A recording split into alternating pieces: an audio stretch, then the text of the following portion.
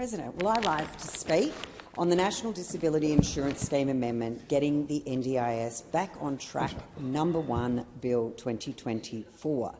We are 2 years into this lamentable government, and we finally have this bill in front of the Senate today. It's an issue that the now minister flagged as a priority when he was Shadow Minister. Like with so much that this government has failed to do, we have seen nothing but hand-wringing from the government on the NDIS for the past 2 years. But it's good that, at the end of the long and winding road, we can be here to talk about this bill. In essence, we've got a very peculiar situation here with this entire bill, and let's be frank, with the rhetoric from this government over the past 2 years, we know that the NDIS has changed lives for the better, with more than 660,000 Australians and their families in some way, shape or form relying on what the scheme is doing. The Coalition is very proud of our extremely strong record in supporting the NDIS, essentially taking it from fewer than 50,000 participants to more than 500,000 in our time in government. We did the real hard work of taking what we inherited in its infancy with many flaws and turning it into a viable scheme for more than 500,000 Australians. We remain committed to fully funding the scheme to ensure that this demand-driven scheme was able to grow where it grew. We inherited a scheme that was underinvested in by the Labor Party. It was a scheme that was established in the chaos of the Rudd-Gillard government. In that time, however, the Coalition did often make the point, and have made the point to this day, that the scheme has to be sustainable and that the scheme's very future for people with disabilities and their families will rely on the scheme remaining sustainable. We spoke about that in government, and we were absolutely criticised by the then opposition for talking about sustainability. In opposition, the now minister stood in the way day after day of Coalition attempts to put the scheme on a sustainable footing.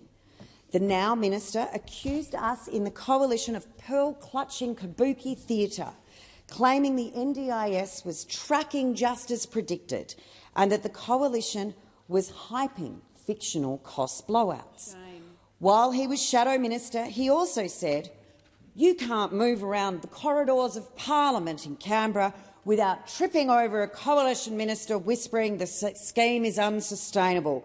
I'm here to tell you today that that's a lie." We were right. Another quote from the minister. He spent his time in opposition blocking every single attempt from the former Coalition of government to do some of the work that is now contained in this bill. He went to the election and said, "None of that's necessary. The scheme is on track. It's tracking as predicted. There are no cost blowouts and there are no sustainability issues. It's just those terrible Liberals talking about it." Then, the minute he got elected, the message changed overnight. All of a sudden, this scheme that was tracking just as predicted, according to this minister, was on an unsustainable footing and needed to be reined in. So now we find ourselves here today. Further, in the lead-up to the election, the minister tried to argue that the former Coalition government made cuts to the NDIS. We know you can't trust Labor when they talk about cuts, even though the Coalition rescued the scheme by investing, at the time, $157.8 billion to support more than 500,000 Australians with a disability. So that is the great hypocrisy of it all. I think every advocate and person in the disability sector knows what Shadow Minister Shorten said before the election was entirely the opposite of what Minister Shorten has said since he's been in government. And now we find this bill the culmination of his arguments that the scheme is not on a sustainable footing. You'd think in 2 years a minister who felt as though the scheme wasn't on a sustainable footing, that the scheme needed to be reined in and costs reduced, as he's argued consistently. And since the election, the minister has been very consistent. He's had one thing to say about the NDIS, which is that it's got to be reined in. Spending's got to be reduced, And ultimately, the only way to make it sustainable is to reduce the number of people who get access to the scheme and reduce the amount that those people on the scheme are entitled to. He has been very consistent about that. But when you're the minister, you actually have to do things. You actually have to make changes. You just can't diagnose problems forever. He's failed to make the transition from opposition to government, where once you get into government, your job is not just to diagnose problems but actually fix them. The minister talks a lot about abuse of the scheme. Well, abuse of the NDIS has got worse on his watch. Abuse by people with the ill intention of defrauding the scheme has gone into overdrive since this minister has been in the chair. It's not something he spoke about much before the election, but now it's gone into overdrive. We've learned through a number of Administrative Appeal Tribunal cases what some claimants have been arguing for under this minister's framework.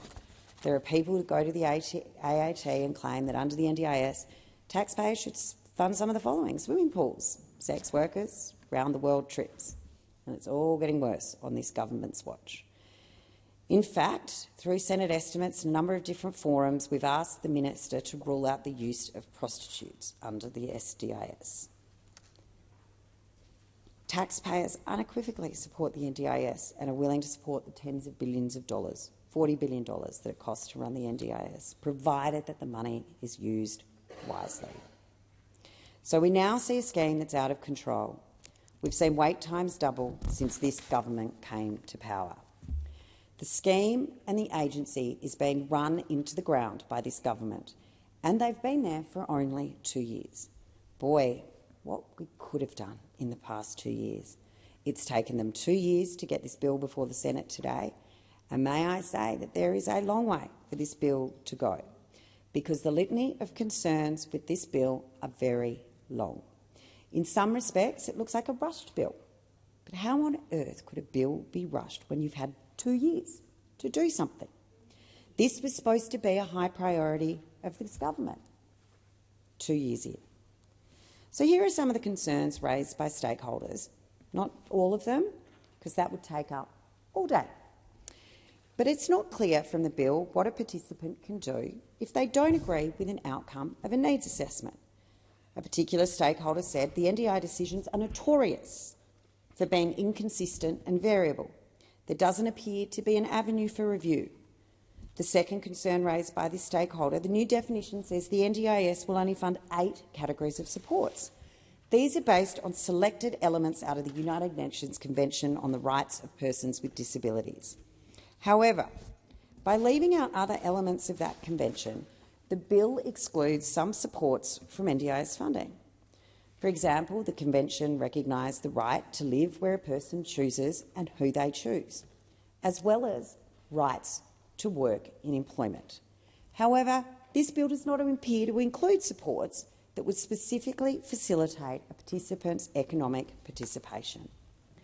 The review recommendations contain a range of numerous contentions. The drafting of the bill lacked opportunity for consultation. As stakeholders said, our position and those we represent is that without examination and scrutiny of the full and complete proposed changes to the bill would deliver a result in the future that looks akin to Frankenstein's monster. Participants, their families and providers would be scrambling to have fair and equitable access to the scheme and supports they need.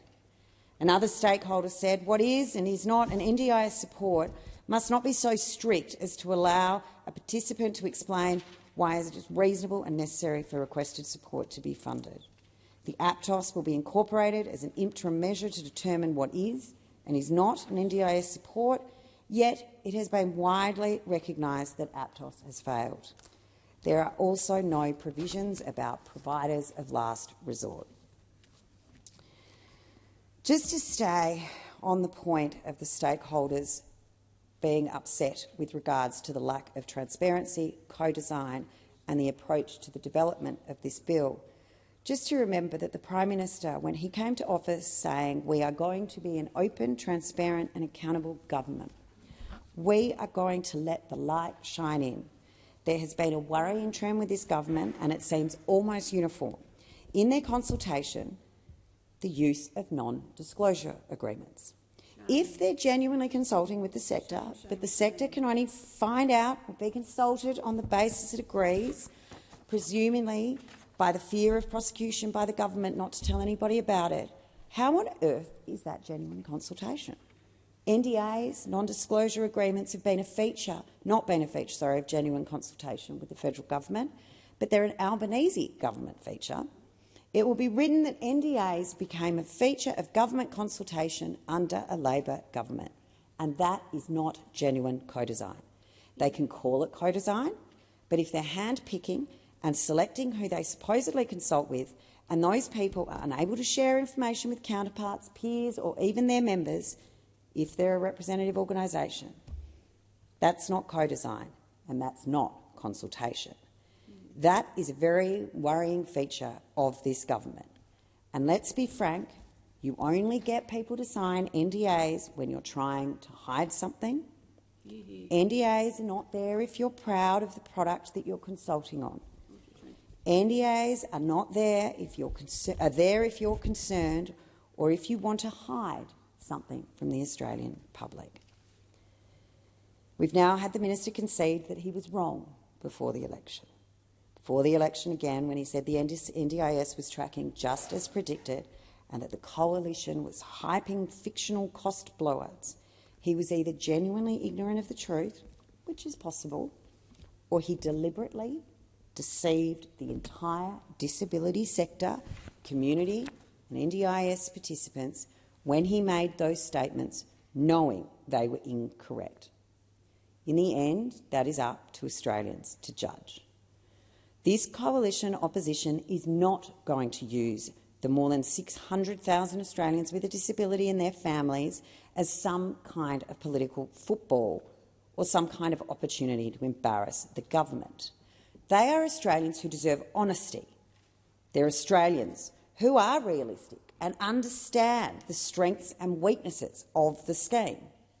They are the best people to turn to when you need answers as to what to do next, which is why it is so disappointing that the minister has ignored these people, that he has not consulted with them and he has not engaged with them.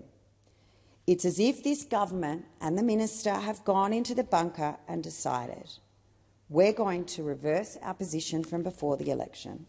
We're going to do the opposite of what we said before the election. So let's put the flak jackets on, get into the bunker and just do this. Not consult intelligently, fairly, openly and transparently with the people whose these changes will most significantly impact. In doing so, there's now a huge anxiety across the community, and I think that's a fundamental error that this minister has made.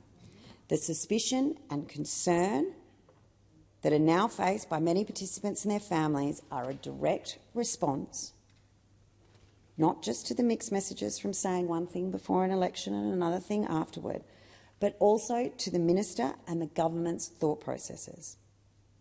Of course, an example of this that's raised commonly is children with ASD or developmental delay.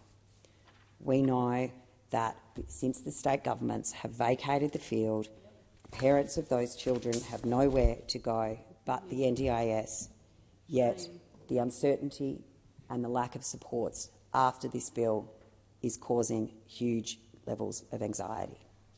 But that said, the coalition will support sensible measures in this bill, measures that the coalition actually sought to implement but Labor actively campaigned against. And at the appropriate stage, the coalition will move amendments that will improve the scheme, preserve the scheme's integrity and ensure the sustainability of the scheme to allow it to continue improving the lives of some of those most vulnerable in our community.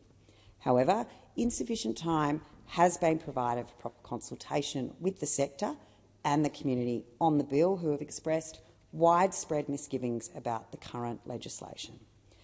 The opportunity for thorough consultation is important in bringing the NDIS back onto sustainable footing in a manner that does not disadvantage or negatively impact on participants most in need. And it is concerning the Community Affairs Committee was not given the opportunity. So as I finish up, I would like to move the second reading amendment circulated in my name.